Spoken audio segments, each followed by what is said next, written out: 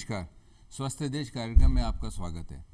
दिल को कवि और शायरों ने अपने अपने अंदाज में बयां किया है। किसी ने दिल को दीवाना बताया तो किसी ने पागल बताया, किसी ने दिल में झरोखे बता दिए तो किसी ने दिल को घर बताया, किसी ने दिल में प्यार बताया तो किसी ने दर्द बताया। पर हकीकत में दिल या हृदय या हार्ट कैसा है और किस तरीके से काम कर रहा है और उसको कैसे सुरक्षित रखा जा सकता है, वो एक कार्डियोलॉजिस्ट ही बता सकता है। और इसी विषय पर चर्चा करने के लिए कि दिल की सुरक्षा या सुरक्षित दिल कैसे रखें, आज हमारे बीच मौजूद हैं डॉक्टर विजय पाठक, जो कि senior professor and head department of cardiology SMS में कार्यरत हैं। डॉक्टर पाठक, आपका बहुत बहुत स्वागत है। धन्यवाद।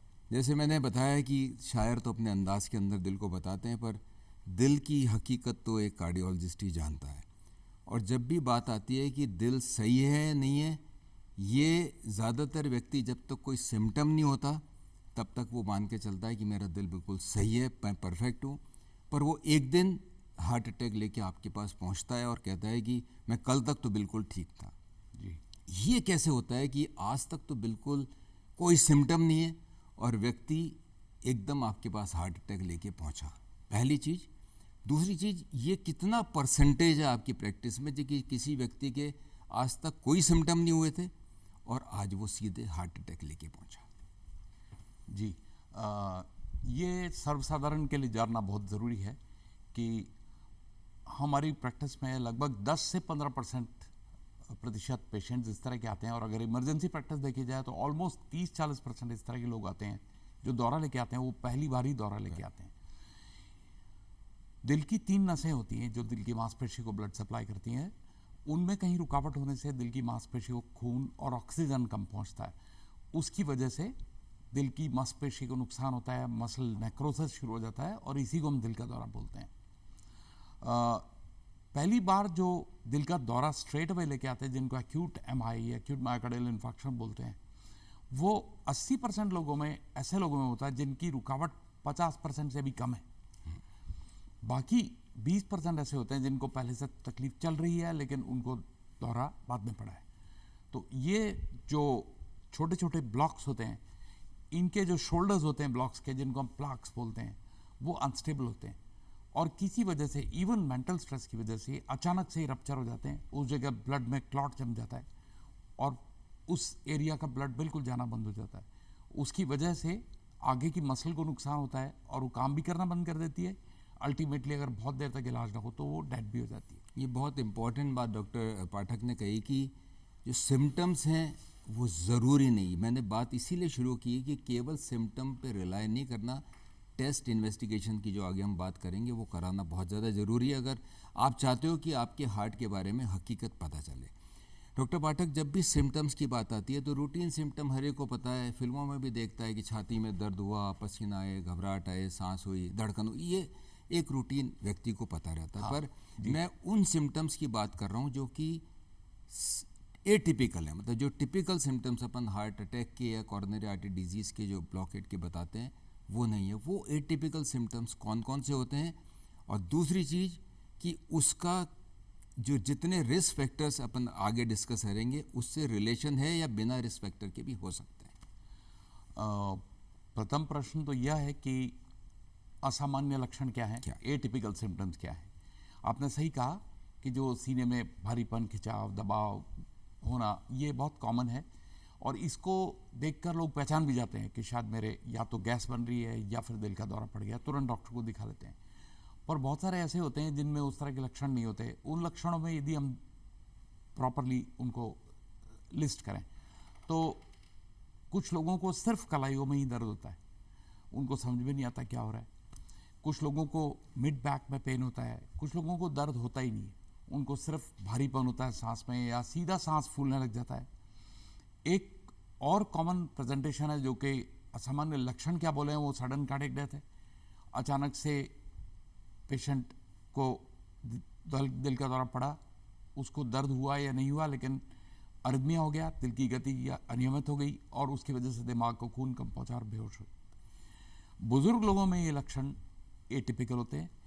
हमको ध्यान रखना पड़ेगा कि लेडीज़ में भी ये लक्षण वो नहीं होते हैं जो जनरली मेल्स में होते हैं और जो बुक्स डिस्क्राइब करती हैं। तो लेडीज़ में हमारे को हाई इंडेक्स ऑफ सस्पिशन रखना पड़ता है, low index for low threshold for evaluation रखना पड़ता है। यदि हमारे को थोड़ा भी लग रहा है कि असामान्य लक्षण है तो हमारे को फुल इन्वेस्टिगेशन से जाना चाहिए। जैसे आपने एक बात कही कि गैस की, जैसे आपने बताई, तो जी कई बार लोग बाग सोचते हैं कि मेरे एसिडिटी है या गैस है, ऐसा भी कई बार प्रेजेंटेशन रहता है क्या? हाँ, गैस की तरह ही प्रेजेंट करता है कई बार, क्योंकि दिल के दौरे में भी अगर सामान्य लक्षण भी देखा जाए तो दिल में बिछाव सेंटर ऑफ द चेस्ट में, बाईं तरफ इतना नहीं, सेंटर ऑफ चेस्ट, गले में घुटन, जबड़े में दर्द या बाजुओं में दर्द, कंधे में दर्द, शोल्डर ब्लेड्स पे पेन, ये नॉर्मल चीज़ें होती हैं। लेकिन बहुत बार ये उसी तरह प्रेजेंट करता है जिस तरह आपका दिल का दौरा गैस का तकलीफ जो होती है वो करती है। वो लक्षण ये होता है कि आपको पेट में से अम्ल गले में आने लग जाता है, सीने में जलन लगने जाती है, मगर साथ में पसीना भी आता है। और ऐसे बहुत सारे लोगों को बाजू में भारीपन भी हो सकता है, सांस की तकलीफ भी हो सकती है, चलने में ये तकलीफ बढ़ेगी। तो सिर्फ गैस का तकलीफ है, उसको अकेले को उस समय मानना संभव नहीं होता है। ज़्यादातर डॉक्टर पाठक जब भी इस तरीके की अपन सुनते हैं कि किसी व्यक्ति की हार्ट अटैक हुआ तो लेट नाइट खबरें आती हैं, कि अर्ली मॉर्निंग खबरें आती है कि साहब उनकी तबीयत खराब हो गई। मतलब जब सुबह सुबह अगर किसी के यहाँ फ़ोन बजता है तो पहला ही ये जाता है कि कोई नेगेटिव न्यूज़ तो नहीं है। और जब भी नेगेटिव न्यूज़ की बात आती है तो या तो स्ट्रोक या हार्ट अटैक, ज़्यादातर ये मिलता है कि एकदम हो गया और सीरियस हो गया, या कुछ भी जैसे आपने बताया कि कार्डियक अरेस्ट भी हो गया। तो कोई टाइम के हिसाब से भी कोई इस तरीके के प्रेजेंटेशन का कोई रिलेशन है क्या? हाँ, इसका रिलेशन है डेफिनेटली। रात को बहुधा जो दौरे होते हैं वो रात को 11 से लेकर सुबह 4 बजे तक देखे जाते हैं। उनमें 70-80% जो सडन दौरे पड़ते हैं वो रात को 11 से लेकर सुबह 4 बजे तक पाए जाते हैं।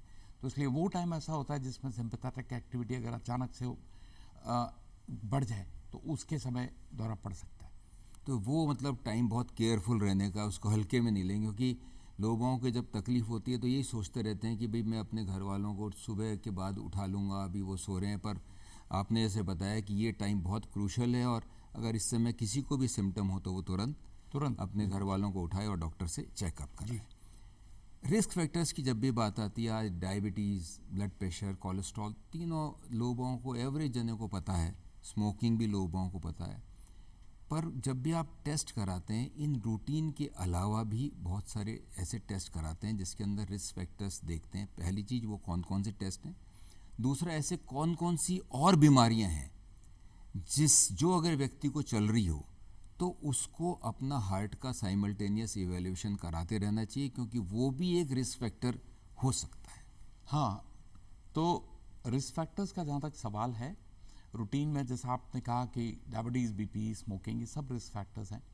परंतु आनुवंशिकता, परिवार में यदि कोई आपके परिवार में पुरुष हैं जिनको 45 साल से पहले दिल का दौरा पड़ा है, या महिलाएं जिनको 55 साल से पहले दिल का दौरा पड़ा है, तो आपके लिए एक रिस्क फैक्टर है वो। दूसरा, आजकल नए रिस्क फैक्टर्स आ गए हैं जिनको कि LPA जो लाइपोप्रोटीन A होता है, एपोलाइपोप्रोटीन्स के कुछ फ्रैक्शंस होते हैं, या फिर फिब्रोनोजन होता है, CRP जो कि कोविड के ज़माने में बहुत किया गया था, वो भी एक risk factor, C reactive protein, वो भी एक रिस्क फैक्टर बहुत इंपॉर्टेंट होता है जिसको हमारे को बहुत लोग जो नहीं पहचानते हैं। वो रिस्क फैक्टर स्ट्रेस है, जिसको बहुत एक दूसरा रिस्क फैक्टर है जिसके रहते हमारे को दिल की पूरी चेकअप कराना चाहिए। ज़रूरी नहीं दिल का दौरा पड़े, मगर उससे सडन कार्डियक डेथ होती है, जिसको हम स्लीप डिसऑर्डर्ड ब्रीदिंग बोलते हैं, ऑब्स्ट्रक्टिव स्लीप एपनिया। वो लोग जो जिनकी गर्दन छोटी होती है या खर्राटे बहुत ज़्यादा लेते हैं, उन लोगों में ये एक रिस्क फैक्टर होता है जिसमें दिल का दौरा भी पड़ सकता है, अरिथमिया भी हो सकता है।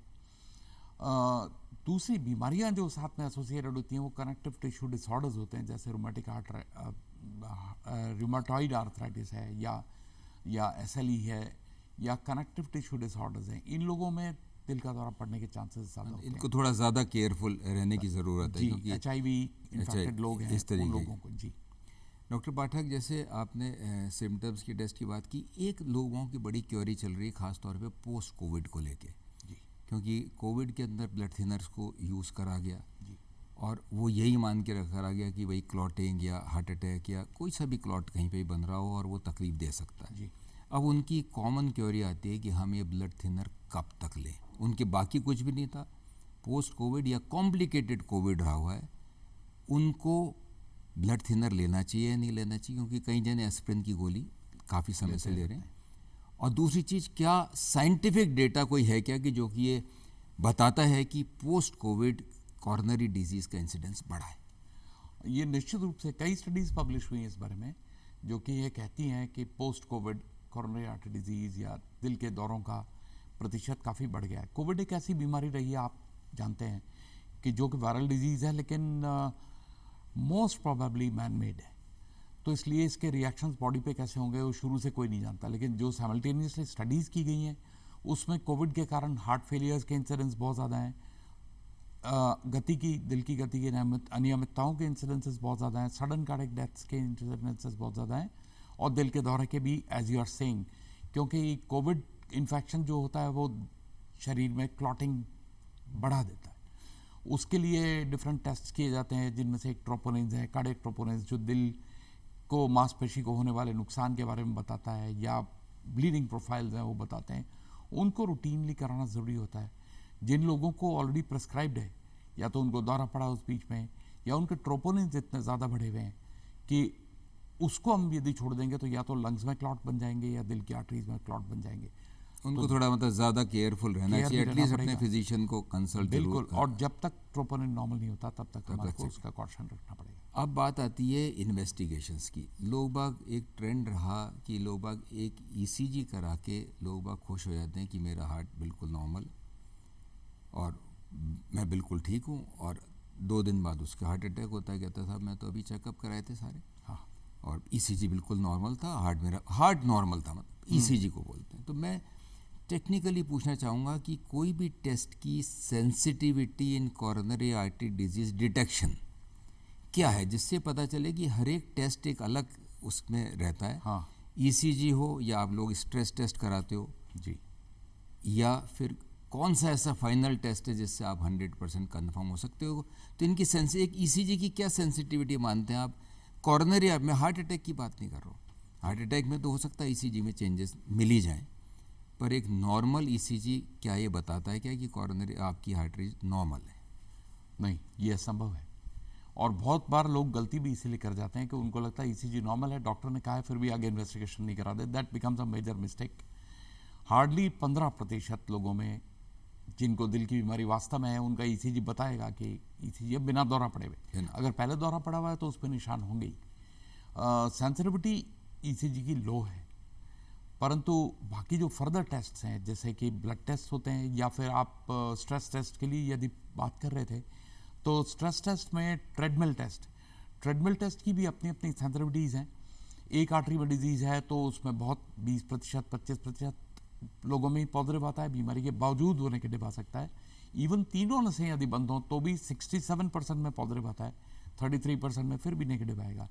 लेफ्ट मेन जो सबसे सीरियस डिजीज़ है हार्ट की आर्टरीज़ की, उसमें भी 70% लोगों में, 80% लोगों में पॉजिटिव आता है, 15 to 20% लोगों में नेगेटिव आ सकता है। मैं चाहता हूँ कि मेरे को पता चले कि मेरी कॉरोनरी आर्टरीज बिल्कुल नॉर्मल है। क्या 100% कौन सा ऐसा टेस्ट है, स्क्रीनिंग टेस्ट की बात कर रहा हूँ मैं, जो कि आप रिकमेंड करते हैं, जिनके कुछ सस्पिशन हो या कोई आदमी चाहता है कि मेरे को बिल्कुल क्लियरिटी मिले? वैसे तो कई तरह के टेस्ट हैं इस तरह के। 100% तो यदि आपको प्री टेस्ट प्रोबेबिलिटी, जो टेस्ट करने के पहले जो संभावना है टेस्ट की, यदि वो लो है तो सीटी कोरोनरी एंजियो एक बहुत अच्छा टेस्ट है, पर वो भी लाक्षणिक तौर पे डिसाइड होता है। सीटी कोरोनरी एंजियो में यदि वो नॉर्मल आता है, सिंपल टेस्ट है, यदि नॉर्मल आता है तो 95% चांसेस हैं कि आपको दिल की बीमारी नहीं हो सकती। 5% नोबडी कैन। हाँ, वो तो अपन 100% पे से बोलते नहीं है, पर हाँ 95% को भी अपन चांसेस हैं। वी टेक इट किया काफ़ी ठीक है, स्पेशली यदि उसमें कैल्शियम ना हो। बहुत ही इंपॉर्टेंट बात डॉक्टर पाठक बता रहे हैं कि जो ट्रेडमिल या कोई सा भी टेस्ट करा के अगर आपको डॉक्टर रिकमेंड करता है कि भाई आप फर्दर इन्वेस्टिगेशन या एंजियोग्राफी पे अगर जाएं, तो उस पर ज़रूर उनका कहा माने, क्योंकि हर टेस्ट की एक सेंसिटिविटी है, जैसे डॉक्टर पाठक ने बताई। अब बात आती है कि ट्रीटमेंट को लेके अगर अपन बात करें, आज जी, एंजियोग्राफी या एंजियोप्लास्टी हार्ट अटैक के अंदर, इमीडिएट हार्ट अटैक एक स्टैंडर्ड सा ट्रीटमेंट हो गया है।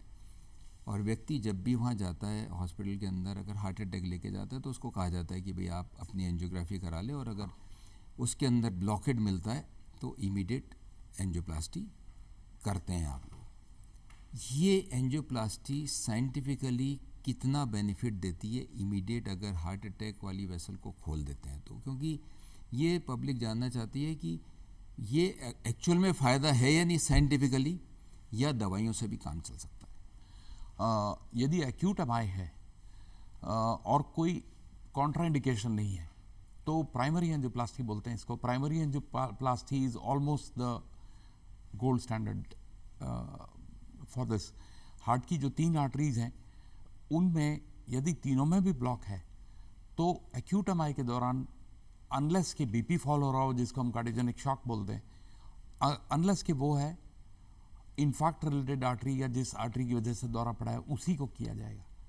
तो प्राइमरीली इट इज़ बेस्ट कि यदि पहले 2 घंटे में यदि वो टेस्ट हो, शीघ्र अतिशीघ्र होना चाहिए, लेकिन हम लोग ये मानते हैं कि door to needle time should be less than 60 minutes, और 90 मिनट्स में 220 मिनट्स ऑनसेट ऑफ सिम्टम्स में हो जाना चाहिए। तब हम दिल की मांसपेशी को मैक्सिमम बचाने में सक्षम होंगे। परंतु एक्यूट दिल का दौरा पड़ा है, पेशेंट लेट हो गया है, उसके बावजूद भी एज ऑफ टुडे, अभी रिसेंटली तक 24 आवर्स में हम भी मानते थे कि 24 आवर्स में तो कर ही देना चाहिए। Now limit has been increase to 48 hours. तो पहले 48 आवर्स में इन्फार्क्ट रिलेटेड आर्टरी को कर दिया जाना चाहिए। At the same time now you know कि इन्फार्क्ट रिलेटेड आर्टरी कर दिया, लेकिन वे इस पेशेंट की 2 आर्टरीज और बची हुई है, 1 आर्टरी।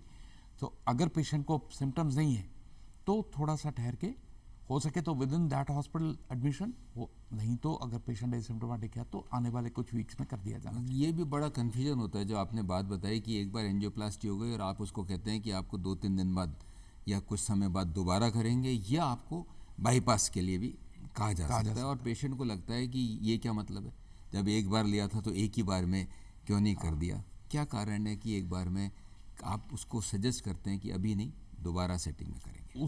उसका एक कारण तो यह है कि उस नस का करने में ही काफ़ी फोकस करके करना पड़ेगा जिससे उस नस को परफेक्टली किया जा सके। दूसरा यह है कि हार्ट के इस वाले नस वाले एरिया में डैमेज हो चुका है या अटैक हो चुका है, हम दूसरे हार्ट के एरिया को कॉम्प्रोमाइज़ नहीं करना चाहते, क्योंकि यदि दूसरे वाले एरिया से इस आर्टरी को पहले से ब्लॉक की वजह से कोलेटरल्स आ रहे हैं तो वो एरिया भी कॉम्प्रोमाइज़ हो जाएगा। तो जो एरिया को नुकसान ऑलरेडी हो चुका है उसको तो हो चुका है, उसकी वजह से उसकी पंपिंग कमज़ोर हो गई है या उसका फंक्शन टेम्पररी या परमानेंटली कम हो गया है, मगर दूसरी आर्टरी को करके हम हार्ट के रिलेटिवली सेफ और स्वस्थ हिस्से को भी डैमेज कर सकते हैं। ये मतलब साइंटिफिक रीज़न है, क्योंकि लोगों को बड़ा कन्फ्यूजन रहता है कि साहब आज मेरे एंजियोप्लास्टी कर दी और आप कह रहे हैं डॉक्टर साहब कि अब आपको थोड़े समय बाद बाईपास या दोबारा एंजियोप्लास्टी और वेसल्स को करा देंगे। बिल्कुल साइंटिफिक है। अब बात आती है कि एक बार अगर एंजियोप्लास्टी हो जाती है जी, और आप उसको दवाइयाँ शुरू करते हैं, ज़्यादातर ब्लड थिनर, हर एक को पता है खून पतला करने की दवाइयाँ दी जाती हैं, और उसके साथ साथ एक गोली स्टैटिन भी दी जाती है। लोग बाग आजकल कंप्यूटर से भी गूगल पे हर एक जना पढ़ लेता है कि ये दवाई किसके लिए, और वो दवा जो है देख लेता है कि ये तो कोलेस्ट्रॉल कम करने की दवाई है, वो कोलेस्ट्रॉल टेस्ट कराता है, नॉर्मल दिखता है, वो अपने आप बंद कर देता है। और जब आपके पास आता है तो आप कहते हो कि आपने दवाई क्यों बंद की। ये जो दवाइयाँ हैं ब्लड थिनर या स्टैटिन जिसको अपन ग्रुप में बोलते हैं, क्या ये जीवन भर लेने की ज़रूरत पड़ती है क्या? ब्लड थिनर हम दौरे की इमीडिएटली बाद डुअल देते हैं, 2 देते हैं। एंड मेडिकल रिकमेंडेशन इज़ कि अगर कोई काउंटर इंडिकेशन नहीं है तो इसको कम से कम 1 साल तक पूरा लिया जाना चाहिए। बहुत सारे लोगों में जो हाई रिस्क होते हैं, जिनमें काफ़ी सीवर डायबिटीज़ है, दूसरी वैस्कुलर बेड्स पे डिजीज़ है, उसमें हम लोग कई बार डुअल एंटीप्लेटलेट और लंबे टाइम तक देते हैं, 2 साल तक भी देते हैं। डेटा है 4 साल तक का, तो 4 साल तक भी देते हैं, हालांकि उसकी डोज कम कर देते हैं। परंतु एस्पिरिन जो दी जाती है, इसमें से एक एस्पिरिन है, एस्पिरिन जो दी जाती है वो लाइफ लॉन्ग लेना ज़रूरी है। स्टैटिन्स भी लाइफ लॉन्ग चलते हैं, डोजेज फ़र्क हो सकती हैं। शुरुआत में बहुत हाई डोज देते हैं, क्योंकि स्टैटिन का मतलब सिर्फ जो प्रयोजन है वो सिर्फ कोलेस्ट्रॉल कम करना नहीं है, इसके अलावा भी प्लाक का जो स्टेबलाइजेशन है उसका, और बहुत सारे ऑक्सीडेटिव स्ट्रेस, वो सब कुछ कम करने का स्टैटिन का रिस्पॉन्सिबिलिटी होती है। तो हमारा प्राइमरी ऑब्जेक्टिव ये होता है कि इनिशियली प्लाक स्टेबलाइज हो जाए। वंस एक बार दौरा पड़ गया, आपने उसको एंजियोप्लास्टी कर दिया, पर भी उसमें जो सब्सटेंसेस हैं वो रिलीज होते रहते हैं, उनको स्टैटिन स्टेबलाइज करेगा। लेटर ऑन स्टैटिन कोलेस्ट्रॉल की टेक केयर करता है, प्लस दूसरे प्लाक जो नए हो सकते हैं उनको ब्लॉक करता है ताकि वो बढ़े। तो ये दवाइयाँ मतलब एक तरीके से जीवन भर life long doses might be different. एक चीज़ की एक बार एंजियोप्लास्टी हो गई या बाईपास सर्जरी हो गई, रेगुलर फॉलोअप कितने, 1 साल गुजर गया, उसके बाद वो दवाइयाँ भी भूलते हैं और डॉक्टर को भी भूल जाते हैं और 5-7 साल बाद वापस तकलीफ लेके आते हैं। रेगुलर चेकअप कितने इंटरवल पे होना चाहिए, एक बार क्राइसिस निकल जाए उसके बाद? आइडियली डिपेंड करेगा कि पेशेंट के दिल की स्थिति क्या है उसके बाद। यदि दिल परफेक्टली नॉर्मल है, बहुत जल्दी हो गया है, डॉक्टर ने तुरंत कर दिया है, हार्ट बिल्कुल नॉर्मल है, नियरली नॉर्मल है, इजेक्शन फ्रैक्शन 45% से ज़्यादा है, then the patient can take time, medicine बराबर लेनी है, but maybe 1-6 months patient can follow. हालांकि ऐसा हार्ड एंड फास्ट रिकमेंडेशंस नहीं है, कुछ सेंटर्स 3 महीने में बुलाते हैं, कुछ 6 महीने में बुलाते हैं, but patient should be careful कि उसका कोलेस्ट्रॉल का प्रोफाइल यदि पहले ठीक नहीं था तो उसको हर बार नई कोलेस्ट्रॉल की डोज देने के बाद 2 महीने बाद दोबारा चेक करके दिखाना चाहिए। यदि स्टेबलाइज हो गया है तो एवरी 6 months आप 6 months आप मान। जैसे आपने शुरू में कहा था कि रिस्क फैक्टर के अंदर लाइफ स्टाइल मॉडिफिकेशन या लाइफ स्टाइल सबसे इम्पॉर्टेंट है अगर कॉरोनरी डिजीज़ की बात करें, और आज का जो प्रोग्राम है वो भी इसीलिए है कि पेशेंट आप तक पहुँचे ही नहीं, मतलब बीमार होके नहीं पहुँचे, चेकअप कराने तो ज़रूर पहुँचे। तो ऐसी लाइफ स्टाइल क्या मानते हैं कि जो चीज़ों पे व्यक्ति को ध्यान रखना चाहिए, चाहे वो एक्सरसाइज हो, जैसे आपने स्ट्रेस बताया, कौन कौन से रेगुलर चेकअप्स कराते रहने चाहिए, एंड वेट और स्ट्रेस 2 चीज़ें ऐसी इम्पॉर्टेंट हैं, इनका कितना इम्पॉर्टेंट रोल है protection of coronary artery disease या हार्ट को मजबूत या सुरक्षित रखने में? अमेरिकन हार्ट एसोसिएशन एडवाइज करता है कि 20 साल की उम्र के बाद हर 5 साल में कोलेस्ट्रॉल की जांच कराते जाना चाहिए। नेचुरली कोलेस्ट्रॉल करेंगे तो शुगर और क्रिएटिनिन किडनी का टेस्ट वंस इन 5 years, अगर नॉर्मल है तो। अगर एबनॉर्मल है तो उसका माकूल ट्रीटमेंट करके 3 months to 1 year जब भी कोलेस्ट्रॉल का फॉलोअप हो या दूसरे रिस्क फैक्टर्स का फॉलोअप हो, वो उसके अनुसार होना ज़रूरी है, but it has to be a regular follow up. 40 years पे definitely one should get the entire profile done, treadmill, blood test, everything. उसके बाद you can get every, if you are normal then maybe every 3 to 5 years। Walking and lifestyle modification I think उतना ही important है जितना medicine लेना है, और यदि आप सारी उम्र मेडिसिन नहीं लेना चाहते तो इट इज़ बेटर कि आप लाइफस्टाइल अभी मॉडिफाई कर लें, जिसको हम प्रीमोडियल प्रिवेंशन बोलते हैं। बीमारी या उसकी संभावना से पहले ही आपने उसको प्रिवेंट कर दिया, जो कि एक बहुत ही स्ट्रॉन्ग बट नेग्लेक्टेड फैक्टर है।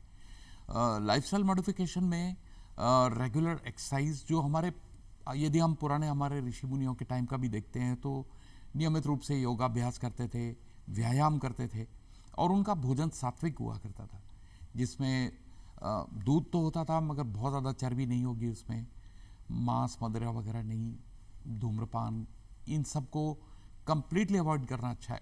कई बार लोग कहते हैं कि सब आप अल्कोहल ले सकते हैं, यस 60 cc अल्कोहल 24 hours अपने आप पे कोई रिकमेंड नहीं करते। बहुत ही इंपॉर्टेंट बात डॉक्टर पाठक ने कही कि आप अपनी जीवन शैली को बिल्कुल सही रखें, नियमित व्यायाम करें, वज़न नहीं बढ़ने दें, स्ट्रेस नहीं रखें, और सबसे इम्पॉर्टेंट है अपना रेगुलर चेकअप कराएं, क्योंकि ब्लड प्रेशर, डायबिटीज़ या कोलेस्ट्रॉल ये साइलेंट किलर्स हैं और आपको समय पे इनका चेकअप कराते रहना चाहिए। और अगर वो है, आपने लाइफस्टाइल तो आपको रखनी है, पर अगर आपको डॉक्टर कोई दवाई बताता है तो उसको दवा को रेगुलर लें, क्योंकि ये जो प्रिवेंशन की जहाँ तक बात आती है, अर्ली डिटेक्शन सबसे बड़ा प्रिवेंशन है, क्योंकि बीमारी तो लोगों को आएगी ही जिनके आनी है, पर उसको अपन जितना प्रिवेंट कर सकें, जितना डिले कर सकें, वो अपनी जीवन शैली को परिवर्तित करके ही करते हैं। और जो सबसे इम्पॉर्टेंट बात है कि समय पे इलाज कराएं, क्योंकि समय पे अगर आप पहुंचेंगे तो आपकी जो नाड़ी है उसकी एंजियोप्लास्टी से या उसका इलाज करके बिल्कुल ठीक किया जा सकता है, जिससे लॉन्ग टर्म जो डैमेजेस हो सकते हैं वो हार्ट पे नहीं हो। और लास्ट बात जो बताई कि जो दवाई एंजियोप्लास्टी या बाईपास के बाद भी बताई जा रही है उसको लाइफ लॉन्ग लेना है, अपनी मर्जी से बंद नहीं करें। डॉक्टर पाठक आप आए और इतनी महत्वपूर्ण जानकारी दी, इसके लिए धन्यवाद। नमस्कार।